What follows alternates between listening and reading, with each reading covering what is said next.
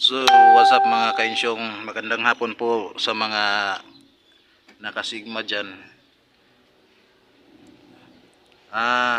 For today's video mga kainsyong, sa mga nakasigma dyan, itong butas na to ang problema. Kasi pag tuwing nagtatanggal tayo ng screw dito sa may screw ng araro, may lumalabas na tubig dyan.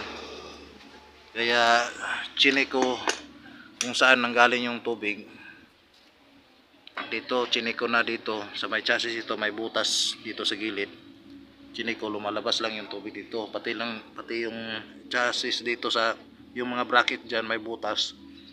Hindi rin diyan galing ang tubig. So ginawa ko, binomba ko siya ng tubig